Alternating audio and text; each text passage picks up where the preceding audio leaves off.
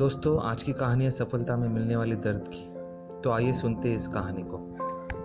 कई बार जब लोग जीवन में काम करना शुरू करते हैं तब उन्हें बहुत ज़्यादा दर्द होता है, तकलीफ होती है, उन्हें बहुत ज़्यादा मेहनत करनी पड़ती है और ये बात उनसे बर्दाश्त नहीं हो पाती है। उनका शरीर जवाब दे देता है और वो उस काम को छोड़कर किसी और तरकीब से सफल होने का प्रयास करते रहते हैं। लेकिन याद रखिएगा, इस प्रकार से कोई भी व्यक्ति जीवन में सफल नहीं हो पाता है।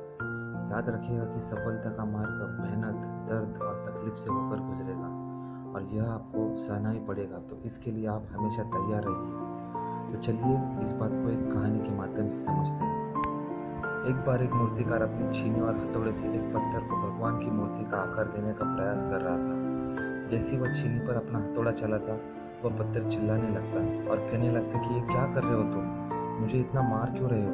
मुझे बहुत दुख हो रहा है, तकलीफ हो रही है, पीड़ा हो रही है, मुझे अपने हाल पर छोड़ दो और यहाँ से चले जाओ। मूर्तिकार ने उस पत्थर से कहा, मुझे बहुत अच्छे से पता है कि तुम्हें बहुत ज़्यादा दर्द हो रहा है, तकलीफ हो रही है और तुम बहुत ही ज़्यादा पीड़ा में हो। लेकिन यदि आज तुमने इस दर्द को नहीं सहा, इस तकलीफ को नहीं सहा, तो जीवन भर तुम यही इस प्रकार से पड़े रहोगे। मुझे पता है कि तुम्हें आगे बढ़ने की अपार संभावना है। तुम एक बहुत अच्छे पत्थर, लेकिन यदि तुम इसी प्रकार से रहोगे तो कभी भी आगे नहीं बढ़ पाओगे। इतना कहकर मूर्तिकार ने औजार उठाए ही थे कि पत्थर फिर से चिल्लाने लगा, गिड़गिड़ाने लगा, विनती करने लगा कि मुझे अपने हाल पर छोड़ दो। मुझे पता है कि जीवन के लिए कौन सी चीज़ गलत है। मुझे बहुत ज़्यादा दर्द हो रहा है। अब मैं इस तकलीफ को बहुत ज़्यादा नहीं सह सकता। मैं जिस हाल में हूँ उस हाल में छोड़कर मुझे तुम यहाँ से चले जाओ। तो मूर्तिकार फिर से उस पत्थर को समझाने की कोशिश की, ज़्यादा अधीर मत बनो और अपने सब्र को बनाए रखो। थोड़ी देर और इस दर्द को सहो। यदि इस दर्द को सह लिया तो मैं भगवान की मूर्ति के रूप में तुम्हारी स्थापना करवाऊंगा और फिर दूर दूर से लोग तुम्हारी पूजा करने आएंगे और पंडित और लोग तुम्हारी सेवा करेंगे। लेकिन पत्थर ने उस मूर्तिकार की एक भी बात नहीं मानी। वह चिल्लाता रहा और अपनी बात पर अड़ा रहा। मूर्तिकार ने उस पत्थर को समझाने की बहुत कोशिश की, लेकिन वह पत्थर नहीं माना। अब मूर्तिकार भी थक चुका था और वह उस पत्थर को छोड़कर आगे बढ़ गया और थोड़ी दूर जाकर देखा कि एक बहुत ही अच्छा पत्थर वहाँ पे पड़ा हुआ है। उसने छीनी और हथौड़ी उठाई और उस पत्थर को मूर्ति बनाने के लिए वो तैयार हो गया। मूर्तिकार ने छीनी और हथौड़ी का वार दूसरे पत्थर पर जारी रखा।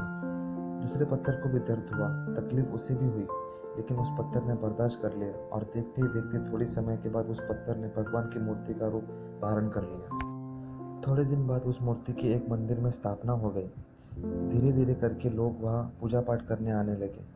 लोगों की मन्नतें वहाँ से पूरे होने लगी और वह मंदिर बहुत ही ज़्यादा प्रसिद्ध हो गया। अब धीरे धीरे करके दूर दूर के गांव से लोग वहाँ पूजा पाठ करने आने लगे। फिर एक दिन उस पत्थर को उसी मंदिर में लगाया गया और उसे एक कोने में रख दिया गया। अब लोग आते और उस पत्थर पर नारियल फोड़ते थे। ये कोई और पत्थर नहीं था, बल्कि वो पत्थर था जिसने दर्द को नहीं सहा था। अब वो पत्थर मन ही मन बहुत ज़्यादा पछता रहा था, दुखी हो रहा था और अपने आप से कह रहा था कि काश मैंने उस दिन उस दर्द को और उस तकलीफ को सह लिया होता तो आज लोग मेरी भी पूजा करते। इसलिए आप भी अपने जीवन में हमेशा याद रखिएगा कि जब भी आप अपने करियर की शुरुआत में किसी काम को कर रहे हो, पढ़ाई कर रहे हो या कोई भी काम कर रहे हो और उसमें आपको दर्द हो रहा है, तकलीफ हो रही है, ज़्यादा मेहनत करना पड़ रहा है, तो आप रुकिएगा मत, किसी और रास्ते की शुरुआत मत करिएगा, क्योंकि कोई और रास्ता आपको सफलता नहीं दे सकता है। आपको उस दर्द को, उस तकलीफ को सहना ही होगा और उस दर्द को, उस तकलीफ को सहकर आप ज़्यादा मजबूत बनेंगे और तभी आप अपने जीवन में आगे बढ़ पाएंगे।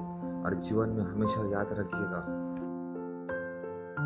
कि आपको पहले पत्थर की तरह नहीं बल्कि दूसरे पत्थर की तरह बनना है। धन्यवाद। कहानी कैसी लगी ये कमेंट करके ज़रूर बताना।